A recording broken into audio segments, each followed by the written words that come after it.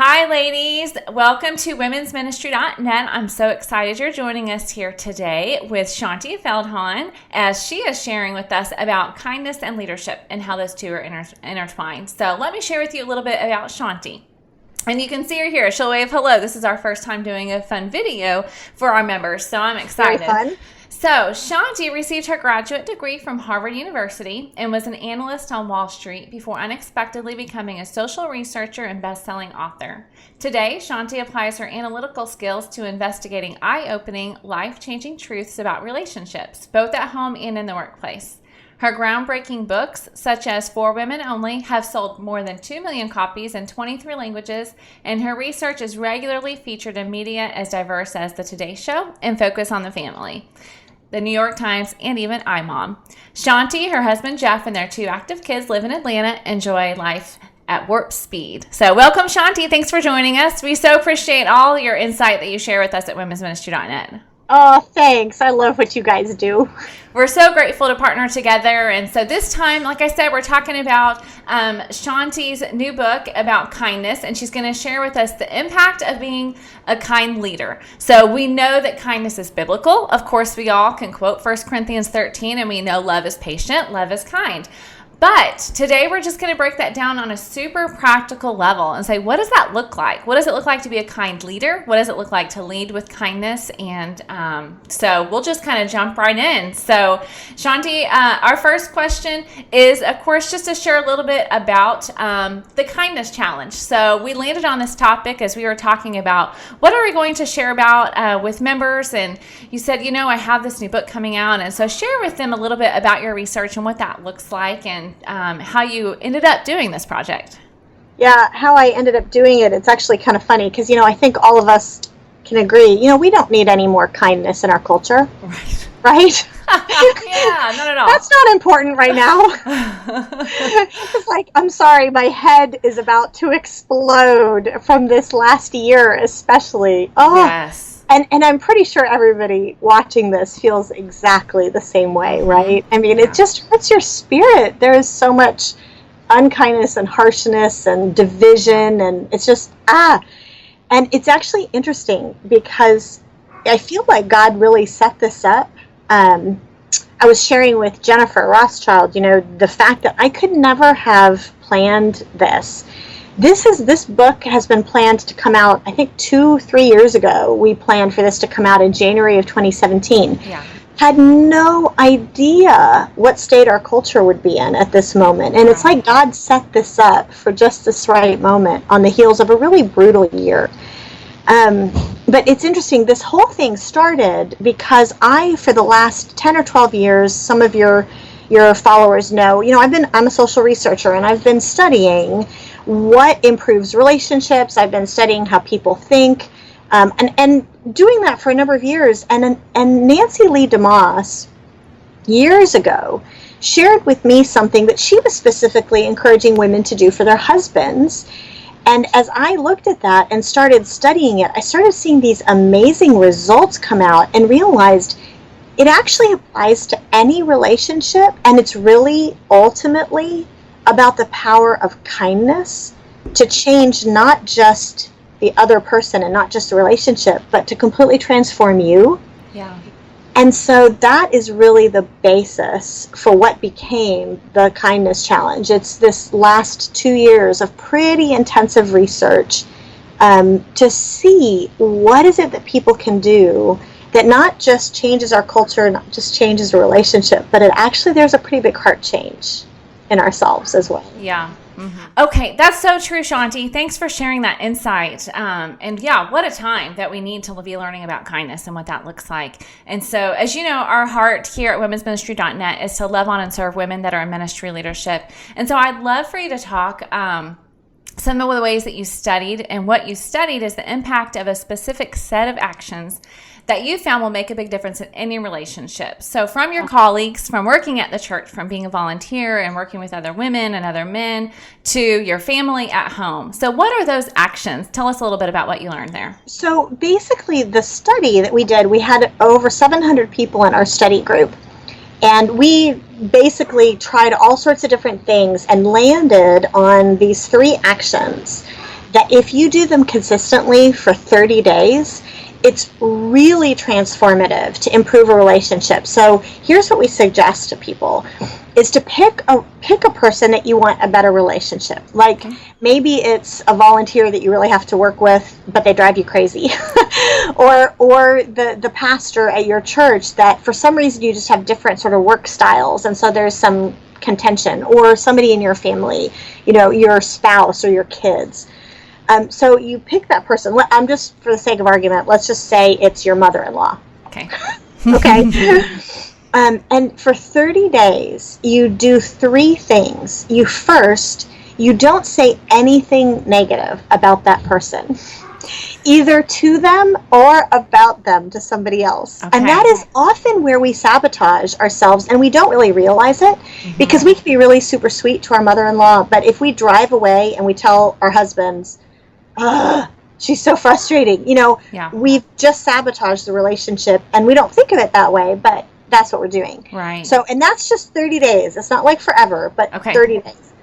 Second thing is that every day for 30 days, find one thing at least every day that you can sincerely praise, that you can sincerely affirm, and tell that person and tell somebody else. So for your mother-in-law, for example, you're no longer concentrating on how frustrating this particular behavior is, but you're looking for things to praise, and you notice, you know what, every time we need somebody to watch the kids, she's available. Yeah. And you tell her, on that day, thanks so much for watching the kids today. And then as you drive away, you tell your husband, it is really sweet that every time we need somebody to watch the kids, she's available. And you're reinforcing it. It's essentially Philippians 4:8 in action, right? It's think on and focus on and talk about the things that are worthy of praise rather than the things that are legitimately worthy of driving you crazy. Yeah.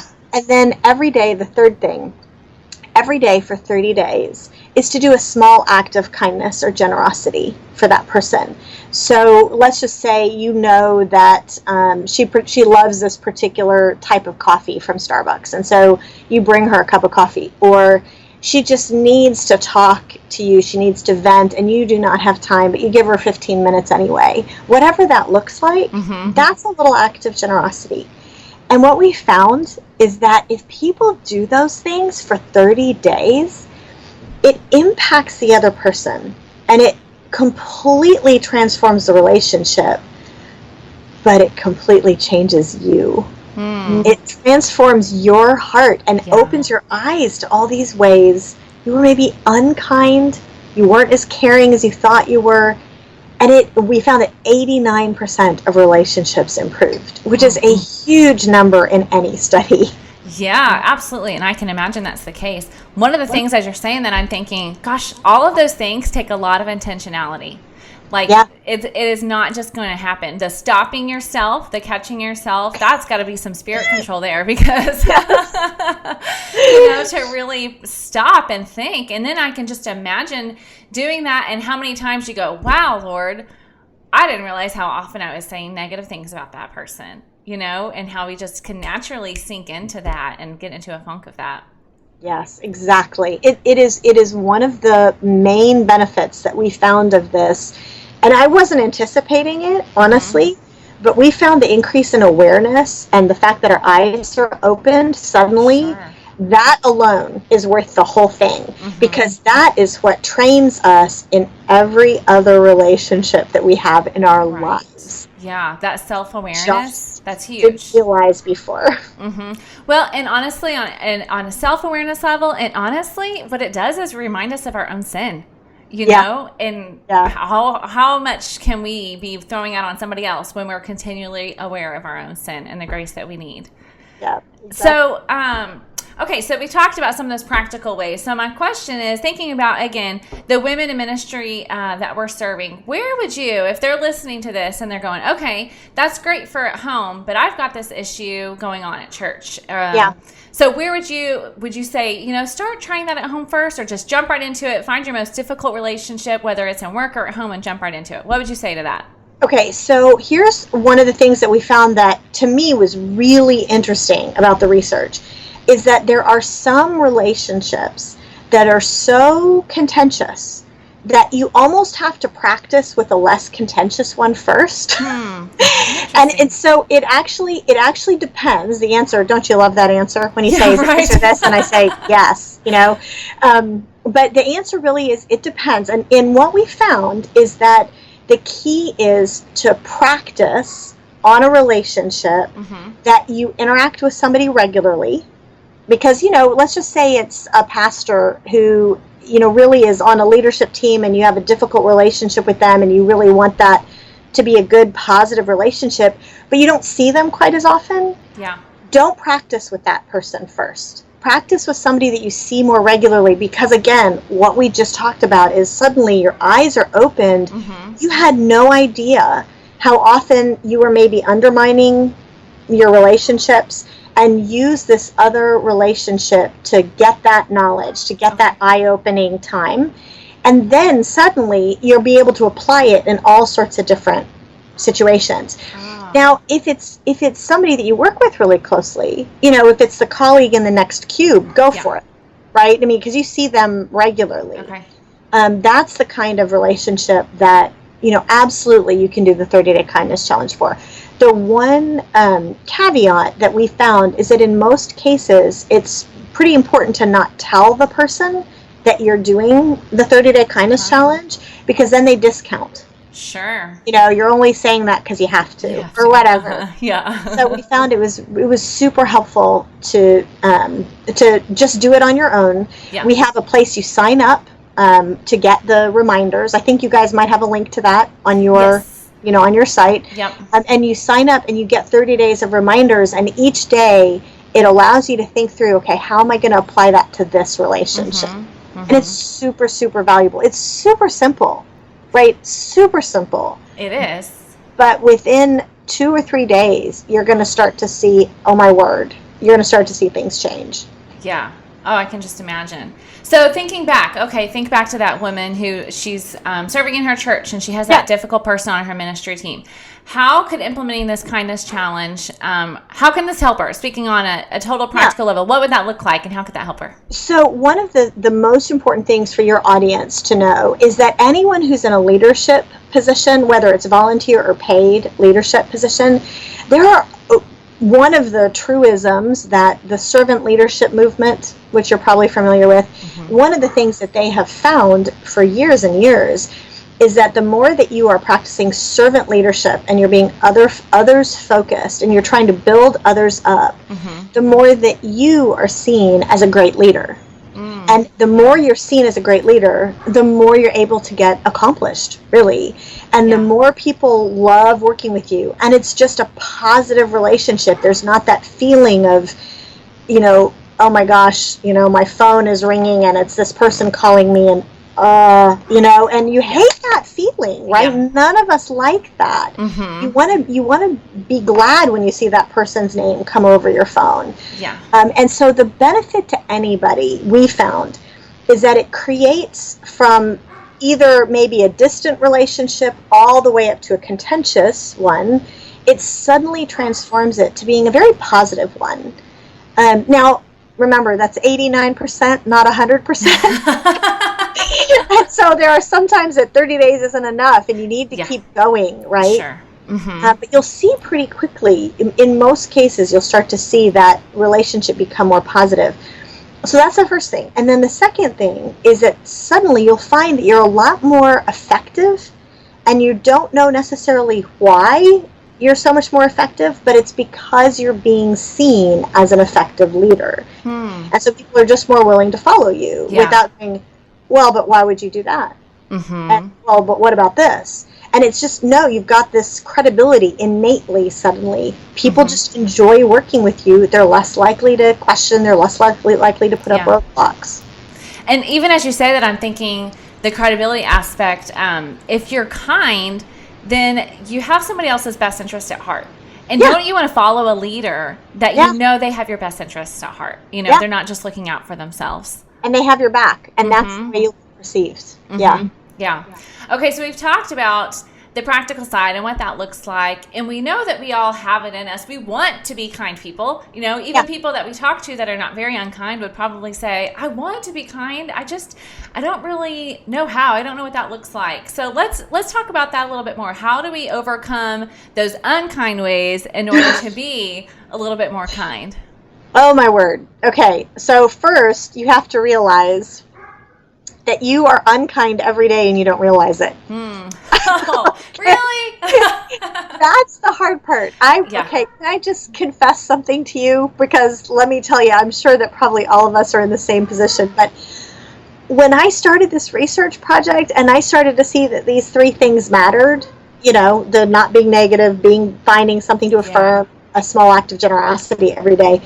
And I looked at that and I went, well, you know what? For me personally, I probably really need to work on 2 and 3, but I got number 1. I'm not a negative person. You know, I tend to be a glass half full, kind of optimistic person.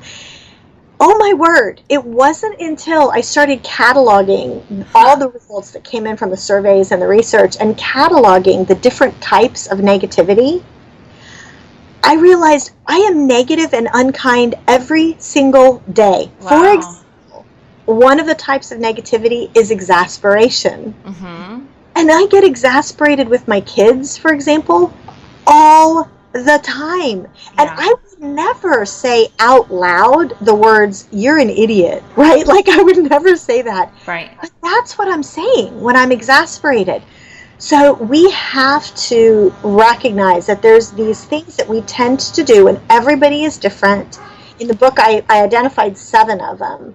And I honestly tell people, read the book with a pen in hand and check off the stuff that applies to you. Mm-hmm. Because it'll be different than what applies to me. Sure.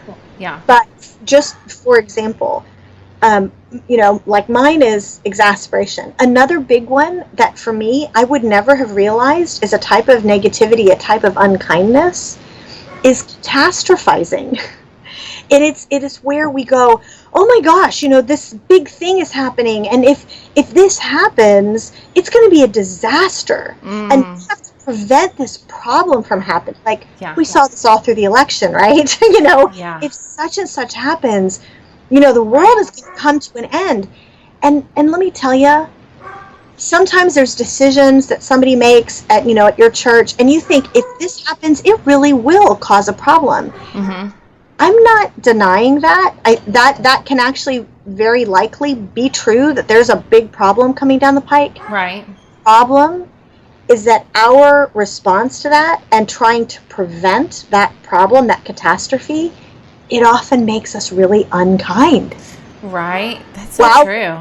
Stand up for whatever it is that's going to be a problem, or make sure we push back against this bad decision that's being made, and we can often be super unkind and harsh and judgmental, and we never would have realized it. So that's another one. Another one that I think is sneaky, I think, for people, because honestly, I think a lot of these are sneaky, is this idea that we don't realize that we're venting, we're grumbling, we're complaining, and it's like they never get back to me on time. So-and-so, I've been working on this for 3 days, and I'm sorry, I can't, answer your question, but so-and-so hasn't gotten back to me yet, and, they're being slow again, and we're venting to somebody that because we think that person will listen and care, and all of that it's important to have confidence that we can be honest with, that we can. But it turns out we have a very wrong idea about the importance of venting. I think we've bought into this, I certainly had, this idea that if you're upset, if you're angry about something, it's really important to let a little steam out of the kettle, so that you don't explode, so that the pot doesn't explode, right? Yeah. And that, it turns out, is completely inaccurate neurologically. It turns out that neuroscientists over the last couple of years have found that actually when you vent, when you share those things, all it does is further stimulate this anger system in the brain. Mm-hmm. And so the analogy isn't, you're not letting the steam out of the kettle, you're actually turning up the heat. So often, so true. And so it's important, even though it's important to have people that we can share with, Yeah. how we do it is so crucial. And it turns out that in many cases, especially, again, just for 30 days, it's really important to practice, instead of turning up the heat by venting, okay, I'm not going to talk about that. I'm just going to, for 30 days, I'm going to let that go. And that's the equivalent of you take the pot off the burner, palms down. And somehow then you're just not as mad anymore. And you don't really know why, but it's because you weren't reinforcing it in your head. Yeah. Okay, so half the time at the end, everything that's coming to my mind is that song. I don't know if you ever went to youth camp where it's like, take it to the Lord, take it to the Lord, take it to the Lord in prayer. So you don't always have to take it to somebody else to vent. You can totally take it to the Lord. Even in that 30 days, you may not sit and ponder on it. You just take it to the Lord and say, I don't know what to do about this, but I know that you know. I know you're in charge. I know you're in control. I know you can change my heart, you know? And you will find, and here's the fun thing, okay, is that you will find as you do that, and as you refuse to talk to somebody else about these things, which are, don't get me wrong, these can be legitimate. It's good to have a processor. Right. I mean, these are legitimate. It's not like you've been blowing something out of proportion necessarily. Right. But you have a legitimate cause to be angry. You have a legitimate cause for that. But as you refuse to share that with others, just again for the 30 days, you actually find that you start noticing the positive things about that person more, because you're refusing to focus on the negative and you're only focusing on the positive. Suddenly all that stuff that was positive starts coming up more, and it's not like that person just suddenly became a better person. Like, they're the same person they were all along. It's what you're seeing, what you're focusing on, that changes. Because, I mean, think about it just for a minute. If you're irritated and you tell someone you're irritated, and you tell somebody else you're irritated, are you going to be more or less irritated? Right. Isn't that true? Right? Yeah. I mean, we know the answer to that. Yeah. And vice versa. If you're irritated, but you don't focus on it, and instead you focus on all these positive things and you say them, are you going to be more or less irritated? Right? We know the answer. And we also even have to be careful taking it to the Lord in how we take it to the Lord. Yeah. I still remember Barbara Rainey years ago was on a Family Life broadcast, and Barbara was working with Dennis on the broadcast and interviewing me on one of my books. And she said that there were, back in the day, that she would compile a list of things about her husband to pray about. Yeah. Like these concerns, like, and Lord, would you work on this in him, and this in him, and this in him? And finally, she felt like the Lord was saying, you realize that all you're doing every time you pray about these things is you're screwing them down deeper into your heart. Stop bringing me your complaint list and bring me your praise list instead. Yeah. And it we've even got to be careful what we allow as part of our prayer life. Because, I mean, God cares about all that, but he knows it. Yeah. Okay, last question for you as we talk about some of this. I'm sure there's some women that are going, that sounds great in theory, but I just don't know how that's possible. This person is so frustrating, you have no idea. What would you say to her? Well, first of all, I probably don't have any idea, because every situation is different, but I have some of those people too, right? And I hope they're not listening. Right. Because seriously, there are just those circumstances where it's really tough. It's really, really legitimately difficult. Yeah. There was about 24, I have to look it up, but somewhere around in that 700 people who were in my study group, there were 24 people who had done the 30-day kindness challenge to heal their marriages from their spouse's affair. Talk about that is on the far end of difficulty. Yeah. Right. Personal betrayal. I mean, just that is if anybody has a cause to say, I can't do this, this is so difficult, it would be those spouses, right? Right. And some of those people decided not to keep going. Some of them decided to drop out because they didn't see any immediate change. And listen, I understand that. But when you give in to the temptation to say, I can't do this anymore, suddenly we have to recognize, you know what I've just done? I'm loving someone conditionally. Because if we're stopping because it gets hard, and if we're loving somebody and then we stop because we don't see any change, that's conditional love.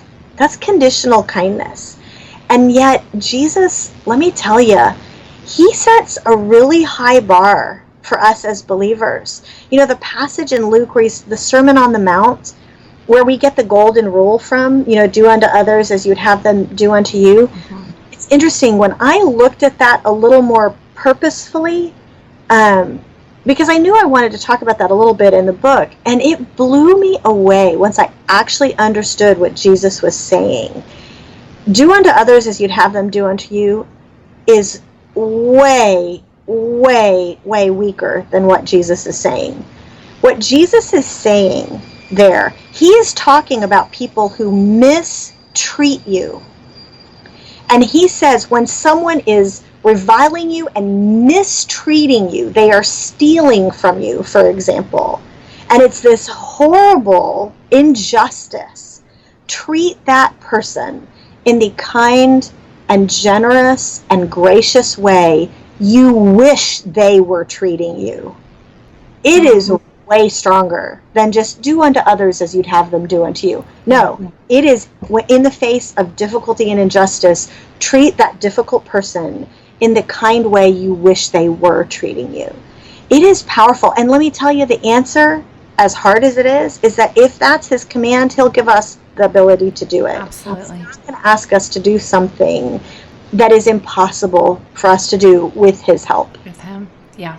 Absolutely. That's so true. Okay, Shaunti, thank you so much. We're so grateful. If you will just finalize and let us know, as we're talking to women in ministry, as they're leading a ministry, is there a way that they can get the other women around them involved in this 30-day kindness challenge?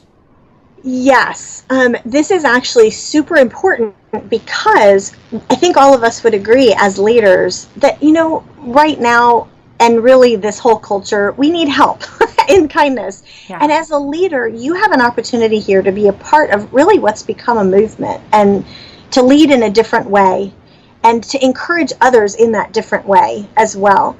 And so one of the things that we are doing is working with churches, and you can go to jointhekindnesschallenge.com. Okay. And if you look in the leaders section, you'll see that there's a section specifically for churches where if a women's ministry leader is interested in bringing this to the church, this is something that every pastor is fascinated by the way, for really one reason, which is that suddenly you're training all the members of your church in not being negative and complaining. Oh, I can see why that's appealing.